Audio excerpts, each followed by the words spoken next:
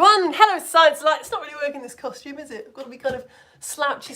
But anyway, I have got my ears on, which we will refer to quite soon. Hello, it's the Lego Storytime Show, where I just tell you all about a thing that I learned this week. And this week I have been learning about rabbits. There's no printout for this one. We're just going to do an activity. We're going to hear a Lego Storytime about rabbits. It's quite a busy storytime. There's a lot of people in Lego Storytime this week.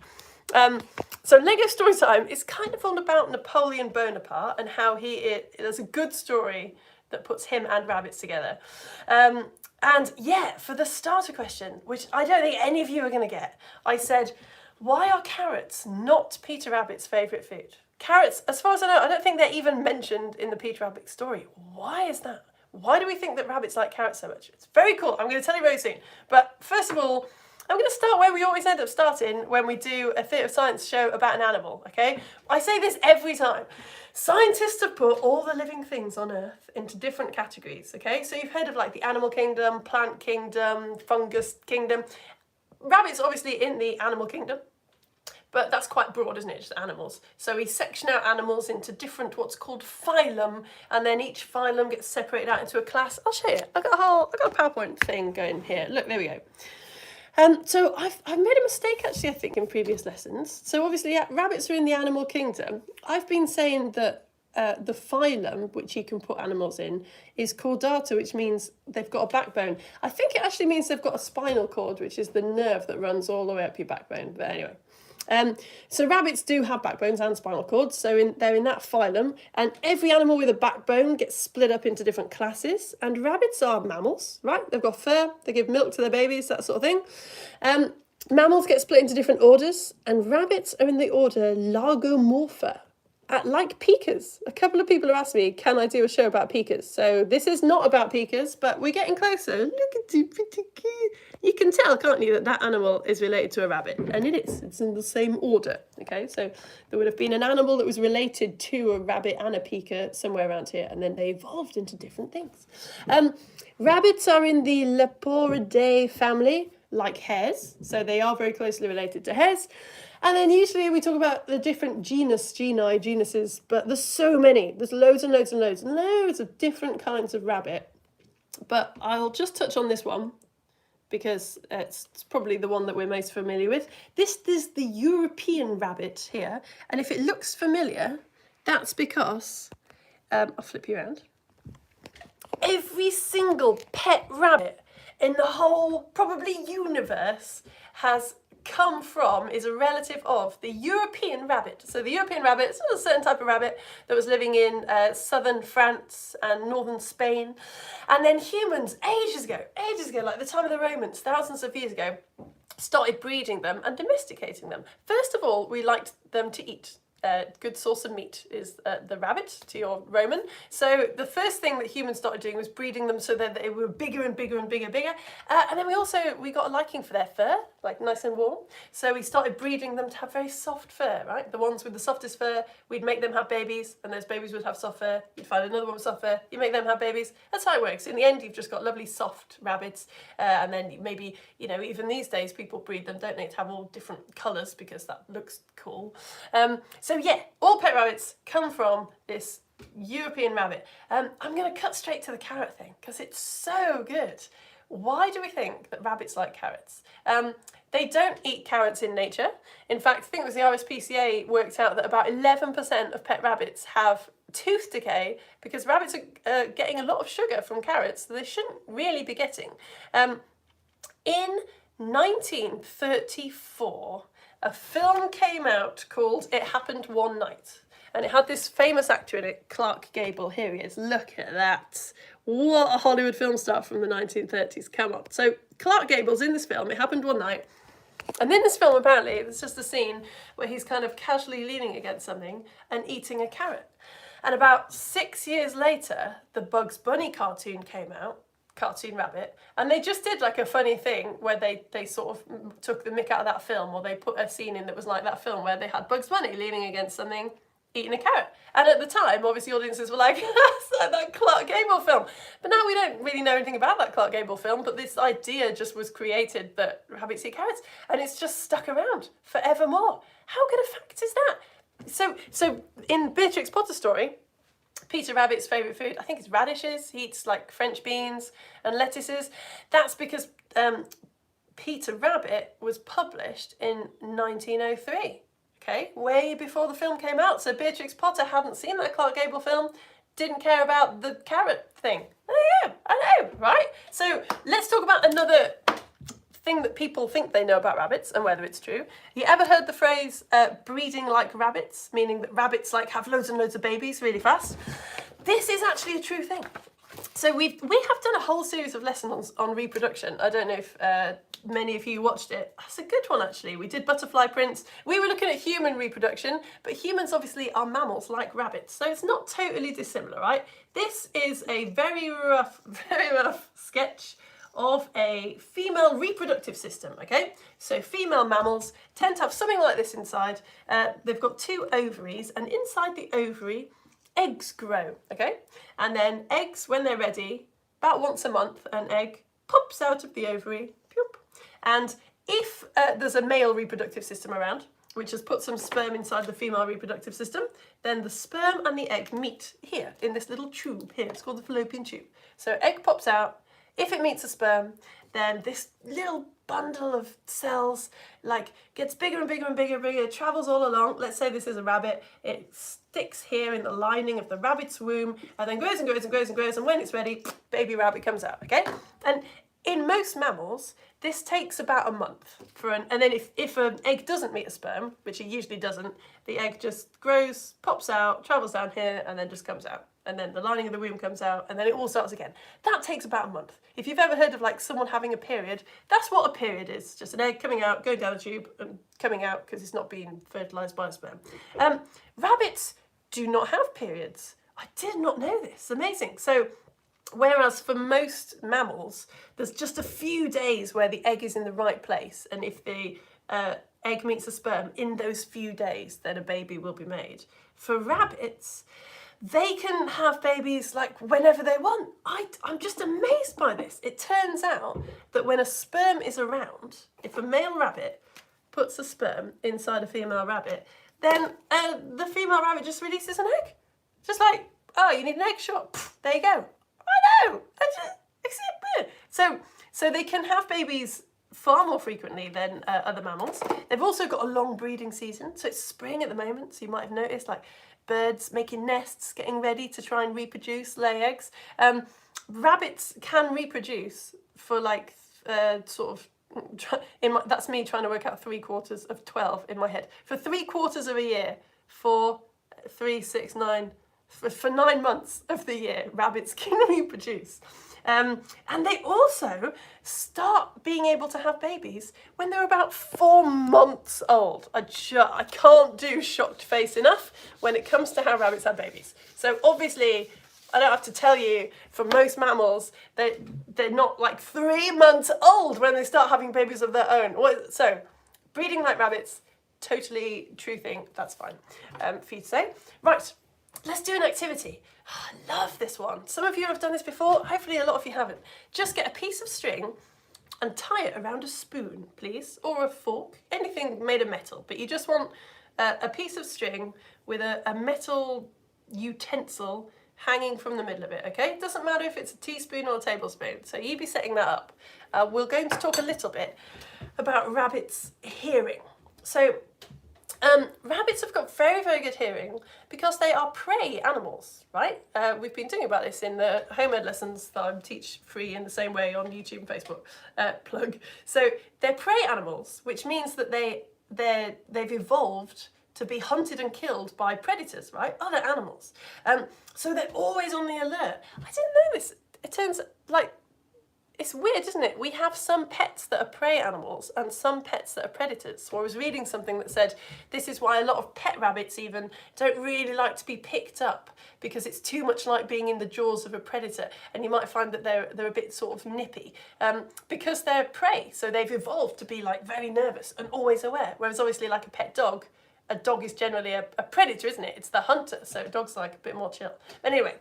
One of the consequences of rabbits being worried about being hunted is that they've got fantastic hearing because they need to listen out for things that want to kill them.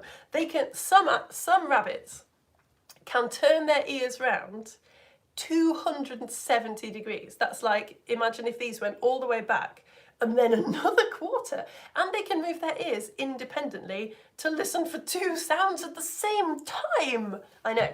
So I thought we'd just do this activity because it's kind of related to hearing and it's very cool. All you do, if you've got your utensil on a string, is you put your fingers sort of over the string, and then you put your fingers quite gently in your ears. Don't be too rough here because your ears are really delicate machinery and you need them your whole life. But just gently, if you've got the string in your ears, don't push it in, just gently keep it in.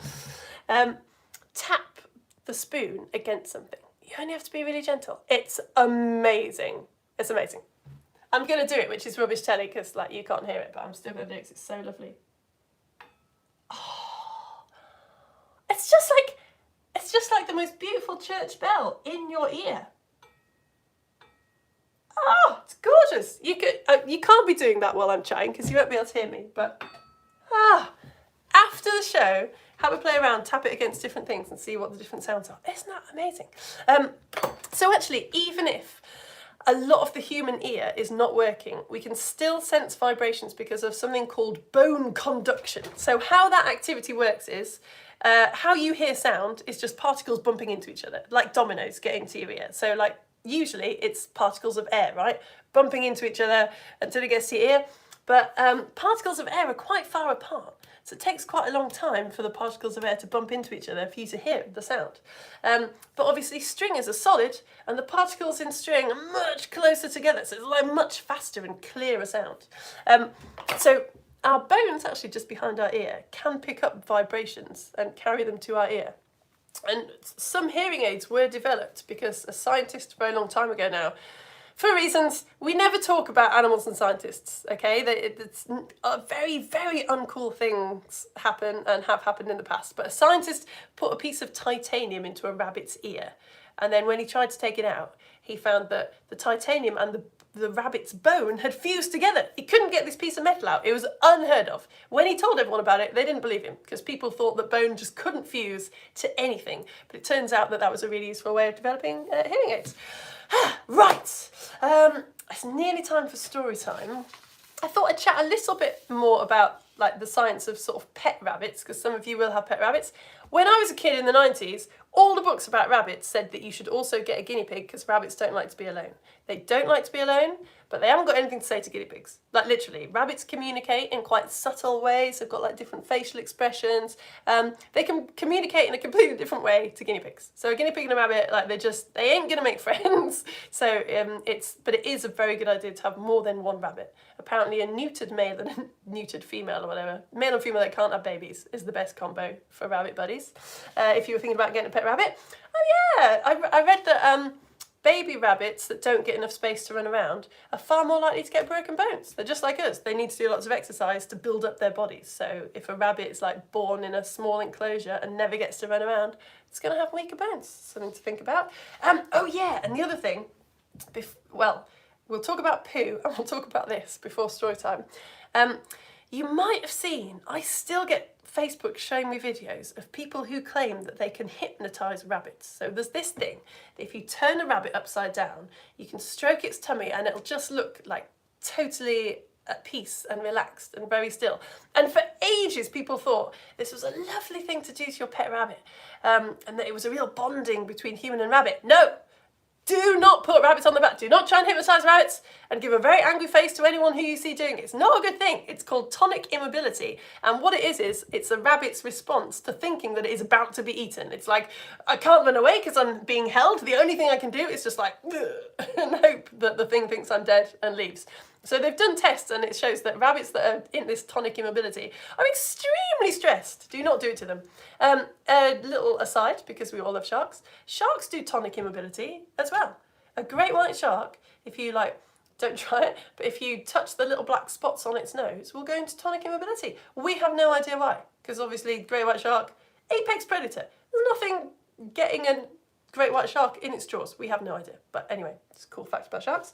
And finally, before we go to Lego story time, rabbits eat their own poo. Now, let me tell you why. Grass is very hard to digest, okay? So humans don't eat grass because grass is made of cellulose. We put grass in our bodies, it goes all the way through our stomachs, all the way through our guts, all the way out the other side. We are not getting any nutrients from that grass.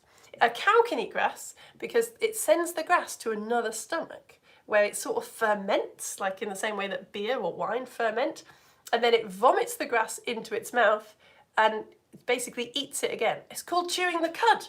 So grass goes into the stomach, gets all fermenty, becomes cud, and then the cow pukes it from its stomach into its mouth again, and then chews the cud. Yeah, short cow show for you there. Rabbits cannot puke. They don't do that. They don't chew the cud. So they have to poo the grass all the way out, and then eat the poo, and then that's their way of getting the more nutrients from it. There you go. So they have two different kinds of poo. Very small, dark, hard poo, and the slightly lighter, squishier poo, and it's the lighter, squishy poo. It's very good for them. So if you've got a pet rabbit, don't be like feverishly cleaning the cage. Don't let them wallow in their excrement, but don't be too keen because they need those soft little poos for their little bunny digestive systems. Okay, just checking my notes. The radishes, the poo, the sharks. I think it's story time, people. Yeah, the evolution, Clark Gable, prey species. Don't put with guinea pigs. Rabbits can actually injure guinea pigs, you know. Breaking bones. Okay, it's story time. Let's do this. So I love this kind of story time because I've heard the word Napoleon Bonaparte loads of times. Couldn't have really told you much about him. So story time is about the whole of the Napoleon Bonaparte part of French history. Okay, here we go.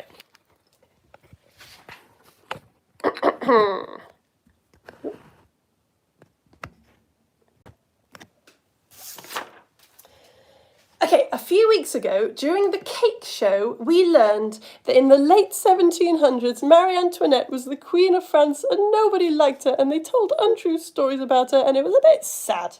Well, straight after that in French history, things weren't sad anymore. They got brain-meltingly, catastrophically horrific during the French Revolution, when the French royal family got kicked out and the country was led by somebody called Robespierre. Now, I knew that this part of French history was called the Terror. What I didn't know was that the Terror was its actual official name to it given by the government. It was like the formal policy. So Robespierre, to make sure that no one stopped rebelling and the revolt against the rich people continued, he just decided it would be a really good idea to kill anyone who disagreed with that. So loads and loads of people died because of sort of Robespierre and other men's policies. About 8% of the people who died were rich, but 14% of the people who died during this time were only like a bit rich, kind of middle class, and 72% of people were actually poor people who he just thought like weren't rebelling hard enough, or maybe were like accused of hoarding food. In the end, just saying suspicious words or hanging out with the wrong person was enough for you to get officially, legally killed. In about 1 year, 40,000 people lost their lives. The terror ended when a new government came into power. They had a very difficult job because everyone was hungry or in jail or, dead. And thousands of people who wanted a king or queen back rebelled against them. So they put in a quick call to someone who'd been doing very, very well in the military, and that person was called Napoleon Bonaparte, or Bonaparte. Napoleon had the subtle and genius military idea of bringing in massive cannons to get rid of all the people who were rebelling. And it worked. They all ran away. Or died. It's quite an aggressive story time this week. Sorry about that. And after this event, quashing this rebellion, Napoleon became a national hero. Hooray! He was suddenly very rich and famous, and the French government loved him. And he did loads of fantastic things for France. He invaded Italy and brought back lots of riches. So France kind of looted Italy during this time. He got a great peace deal with Austria. He was just generally known for his incredible battle tactics. And the government were like, "Oh, Napoleon, you're so amazing. Wow, what would we do without you? We'd be so weak without you." To which Napoleon replied, "Oh, yeah," and got rid of the French government. and became, obviously we're not using the word king or queen because it's been the French Revolution, so that's a bit dodgy. He became the leader of France, and then he loved being the leader of France so much that a few years later he turned himself into the Emperor of France, which is like far more powerful than being a king, okay? Because you're not in charge of just one country, you're in charge of the whole empire. So obviously, now there's someone who's very clever and very power hungry in charge of France. A lot of countries around France start to get a bit nervous. And Russia, Britain, Sweden, they were all like, nope. And something called the Napoleonic Wars starts. You might have heard of the Napoleonic Wars. You might have heard of the Battle of Trafalgar, which is where Napoleon tried to invade Britain and got defeated by a British person called Nelson, yeah? You heard of Nelson? He cleverly stopped Napoleon from invading Britain, and the spot where they fought, Trafalgar Square in London, is now marked by a statue of Nelson. Except it's not. This is what I just learned this. Am I the only person in the world who thought that Trafalgar Square was where the Battle of Trafalgar was fought? It turns out it's not. The Battle of Trafalgar, I mean, it was at sea, like there were ships. So now I think about it, it makes sense that the Battle of Trafalgar was not fought at Trafalgar Square. It was fought at Cape Trafalgar, which is in Spain. And it's the Trafalgar Square is just like named after the Battle of Trafalgar to commemorate it, okay? The battle, by the way, was absolutely incredible. Nelson was very, very outnumbered. Here's a painting painted soon after the Battle of Trafalgar. Nelson was really outnumbered, so to try and even things out, he just sailed his ships straight into the French ones, and it worked. He won. So the French lost 20 ships in the Battle of Trafalgar, and the British lost none. But Nelson was in the leading ship, and obviously that took a lot of fire, just charging at loads of French ships. So he got shot, and he died before the battle ended. I mean, even if you think that war is pointless and terrible and unnecessary, that is being very, very good at your job, people. Here is Nelson, as to be found on the column in Trafalgar Square. And here is his ship, the HMS Victory. It's in a museum at the moment in Portsmouth in the historic dockyard. It's the oldest Navy ship still going. It's 245 years old. I cannot recommend it enough. It's absolutely gorgeous experience. You can stand like where Nelson stood. Amazing. Anyway, this story time is supposed to be about rabbits. So all that happens in 1805. In 1807, Nelson defeated the Russians, which is obviously a massively big deal. He was very excited and he wanted to celebrate. So to celebrate, he got some very important friends together, some people from the military, gave them a lovely outdoor lunch, and then organised for them to do their favourite thing, which was hunting rabbits, okay? So they wanted lots of people to catch lots of rabbits. So the organiser had lined up loads and loads and loads of rabbits in cages around the edges of the field where the hunt was going to happen. Some people telling the story later would say that it was 300 rabbits in cages around the edge of the field. Some people would say it was 3,000. Let's be conservative. Let's say it was 300. This is what 300 rabbits looks like. So at the very least, there were this many rabbits waiting around the field. It could have been that there were 10 times more than that. So the men, very important men, they get to the field, the rabbits, they've their guns, okay, and their weapons, and the rabbits are released from their cages, and the idea is that the rabbits will run away so that the men can chase them, ha ha ha, and shoot them. But that's not what happens. The rabbits do run, but they start running towards the men.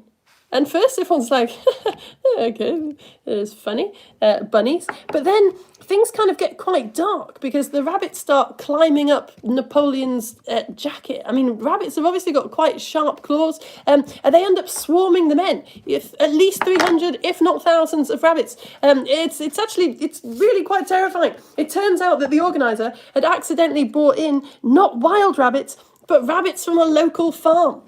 Which weren't scared of humans at all. They knew very well that humans meant food. Napoleon ended up fleeing into his carriage. But according to witnesses, some of the rabbits managed to get into the carriage with him.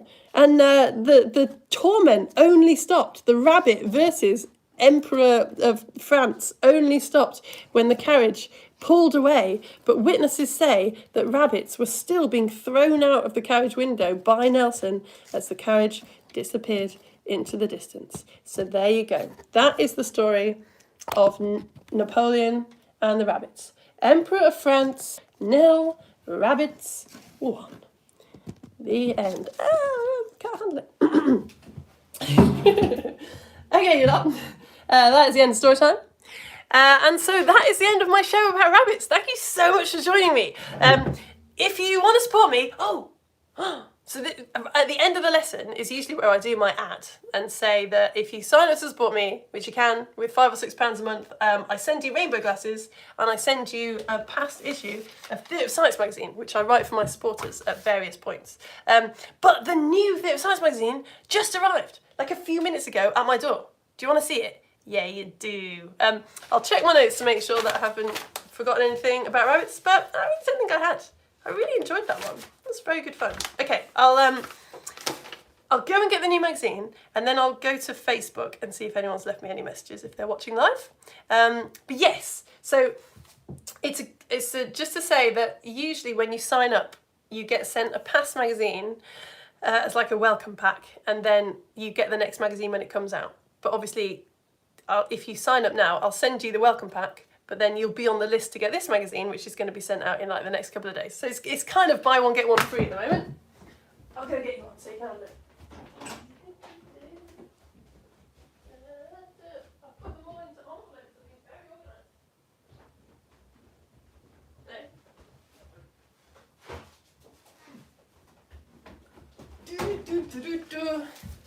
Oh! Here we go. It's on sleep, this one. So you've got To Spot Little Sheep. It's got a beautiful story time about some really comic about some really interesting research that I found. It's got News from Under the Sea. It's got like a sleepy jigsaw. It's got a Choose Your Own Adventure. I probably shouldn't show that. It's probably going to get done for copyright. But you might get your new book made into a film. You have to do the Choose Your Own Adventure to decide. It's got loads of information about, it's got a koala, origami. It's got information about like the different stages of sleep. I'm very happy with it. I'm very happy with it. And I'll send you a little package so that you can make a little like lavender sleep squish as well to help you sleep. Okay, so thank you very much everyone who has signed up. So much appreciated. I mean, oh my goodness. What would be better, working in a school or this? I mean, working in a school is great. I loved working in a school. Some of you work in schools. It's a wonderful place to be. You are heroes. But clearly this is the best job ever and I don't want to stop doing it, and thank you to everyone who's supporting me. Oh, hello Alistair, Elena, and 1-year-old Isla. Aya. Hello, Aya. I'm sorry, I'm so sorry. I hope I'm not the first person to make that joke. Hello, Aya, and Elena, and Alistair. Hello. Oh, look, and Sophie and Ben are saying hello to you. It's very nice. Oh, and then you're all just chatting about stuff. That's nice. And you got some chickens. All right, cool. Oh, hello, Grace and Rose. Hey, it's Salo and Eunice and Asa and Suki. Oh, so sorry. You know, you said you were coming, you're not. That's nice. Oh, hello, Rosalie. Hiya. And it's Imogen and Ophelia. Brilliant. And Tiger and Birds. Hiya. And Eleanor. Ah, great. Okay. Well, wonderful. What a nice crew. Thank you so much for coming, you lot. I know a lot of people watch on catch up. And that is brilliant as well. But it does make a really big difference having like a number in the corner of the screen so I know that actual humans are watching me. So that there's like a reason to carry on. Otherwise I sort of panic and I'm like, oh, I'll just do it later. And then I never do it. I've got to do things live. So thank you. Very much appreciated. Thanks for liking and subscribing and all that stuff. All right, I'm going to go. I'm going to go and plan next week's story time and some I do an IGCSE lesson and I do a home ed lesson as well, which is on ecology at the moment. So if you want to come to those, have a look on my Facebook page, on my YouTube channel, and the timetable is up there. But hey, I hope to see you very soon. Bye.